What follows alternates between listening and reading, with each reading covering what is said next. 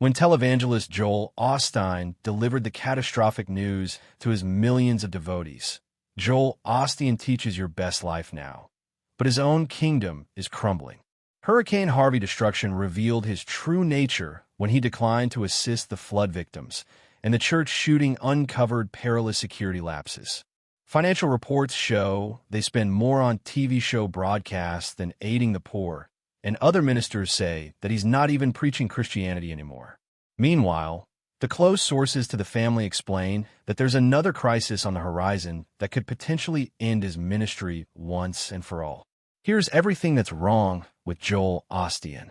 Joel Osteen was born on March 5, 1963 in Houston, Texas. He was not born in a typical family, as he was one of 6 children who live in a house founded on faith and large aspirations. His father, John Osteen, used to be a traditional Southern Baptist minister, but all of that changed just 4 years prior to Joel's birth. In 1959, the old ways were abandoned by John to begin something new, what would be Lakewood Church.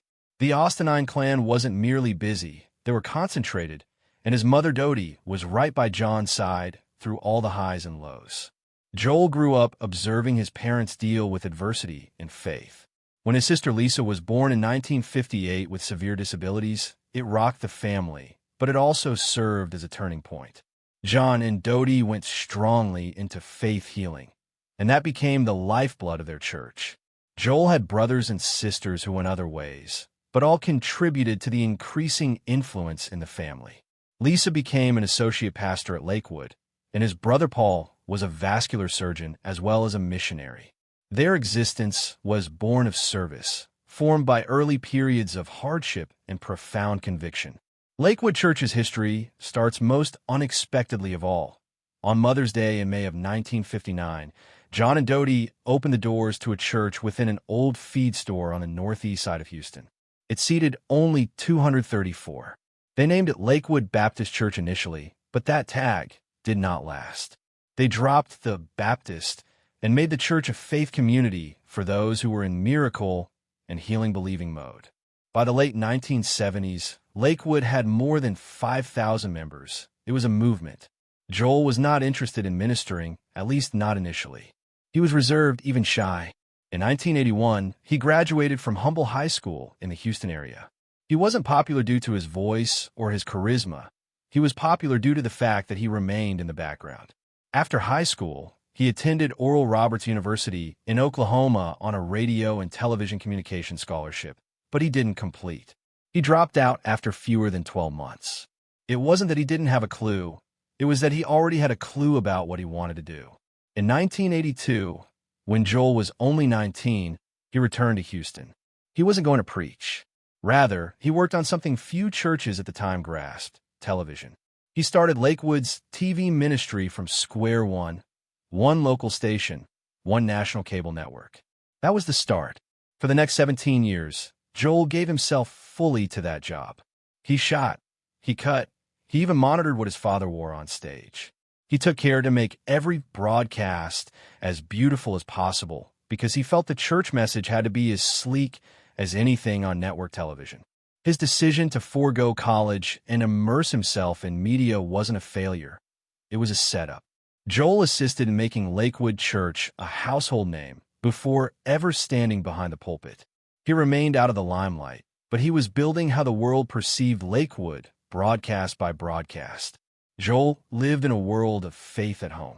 His parents were pastors, yes, but they were role models. In 1981, his mother, Dodie, was diagnosed with cancer that was terminal. The physicians threw in the towel, but not the family. Dodie lived, and that experience was a part of their message: never lose faith. Prayer and optimism were not merely words. They were a lifestyle in the Osteen household. Although Joel worked out of the camera's view, he was taking it all in. He saw what worked. He saw how his father inspired people. And over time, he developed his own ideas, shaped not by seminary, but by editing hundreds of hours of sermons. He was learning without even realizing it.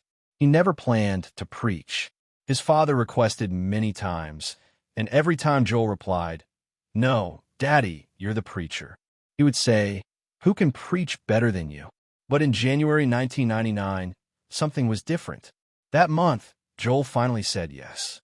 January 17th, he preached his very first sermon. He was nervous, he talked quick, he told family anecdotes and jokes, and he just wanted to connect. He had no idea what was ahead. 6 days later, his dad suddenly died of a heart attack. It was unexpected. Joel's first sermon was also the last his father would ever listen to. John's passing created a void in the church. Lakewood had more than 6,000 members with no apparent heir apparent. Joel had never preached, had no theological degree, and no training at all, but they looked to him. And despite his mourning, despite not wanting the position, Joel stepped forward. June 7th, 1999, less than a half a year following his father's death, Joel Osteen became officially installed as Lakewood Church senior pastor. He had only preached but a few times, but something had worked. Folks responded, and the church started growing rapidly. In only 5 years, that throng of 6,000 had grown to over 3 times its original size. By 2004, the church was drawing between 25,000 and 30,000 individuals each and every week. Lakewood was now the largest church in the whole nation. That wasn't an accident. When Joel doubled the church's expenditure on television time, when he battled for improved slots in the big cities, when he billboards Lakewood's name, and when he ensured his sermons were inspiring and simple to understand, that combination of hope, media, and message propelled Lakewood into something bigger than a local church. It was moving. The initial 8,000-seat sanctuary could not accommodate it. So Joel began thinking big. He wasn't reluctant to boast about it either. He stated openly that one day Lakewood could potentially have 100,000 visitors on the weekends. Back then, that seemed nearly absurd. But considering how quickly things were expanding, it did not seem unimaginable. Next was the gutsiest move of all. In 2003, Lakewood leased the Compaq Center for 30 years. That used to be the former residence of the Houston Rockets, the very same arena where NBA championships have been won. Lakewood paid $12 million for the lease with an option to renew it later on for another 30 years at a price of $22 million.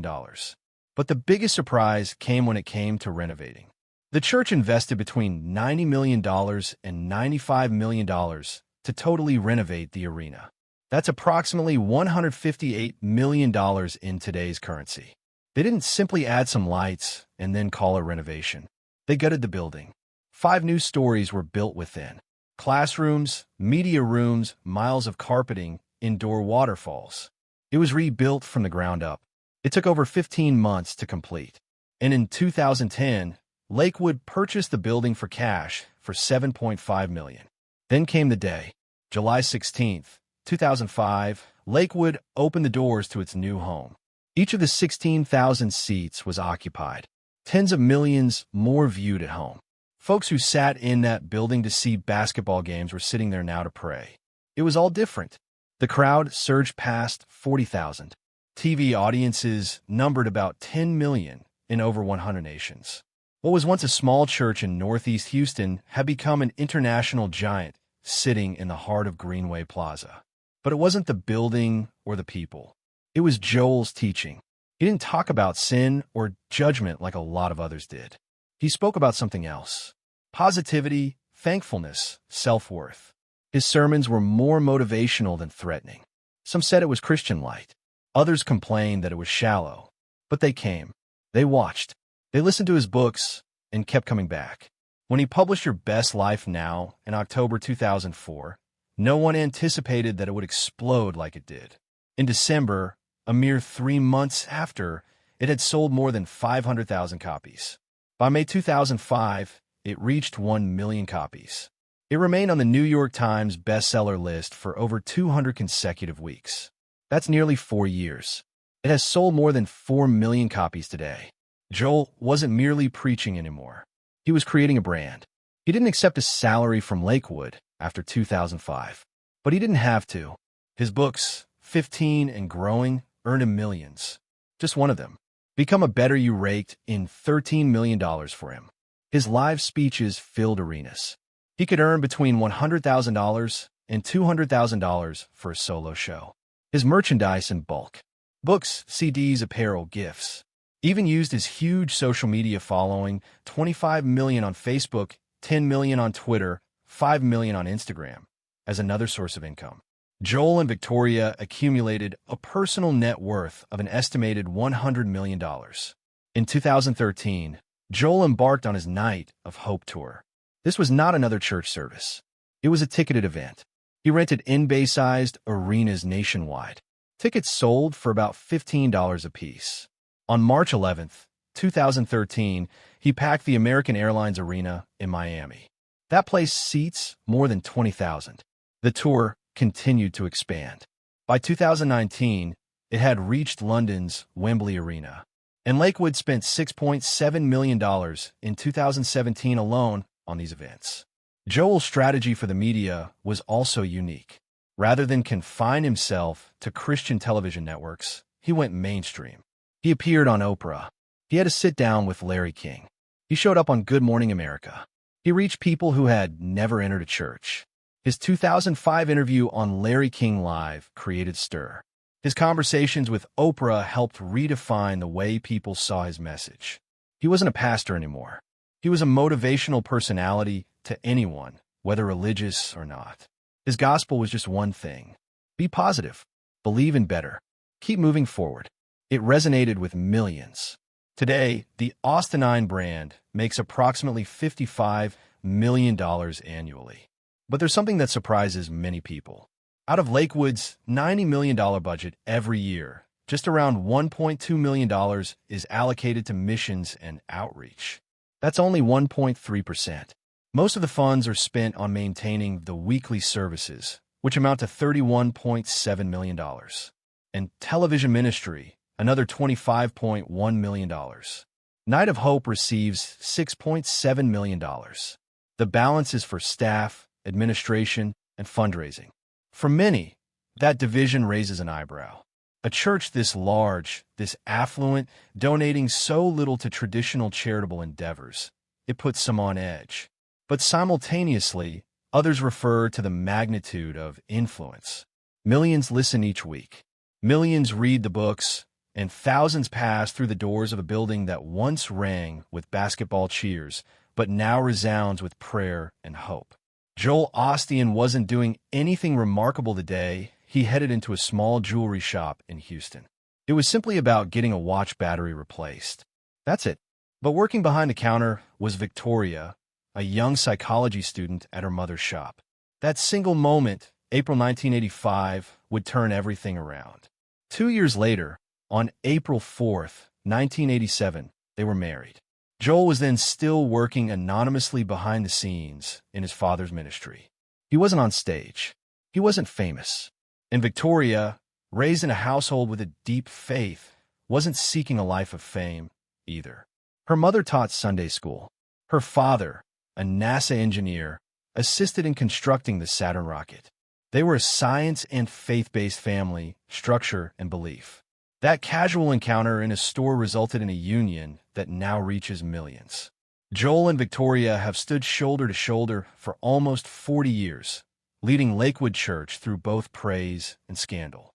It all started from a small watch battery that grew into a phenomenon observed worldwide. The journey of Victoria herself is no less remarkable. Born in Huntsville, Alabama in 1961, her family relocated to Houston when she was just 2. Her father got a job at NASA. Her childhood was defined by reserved routines and consistent church traditions. She had no concept she'd end up a prominent voice within one of America's largest churches when she met Joel.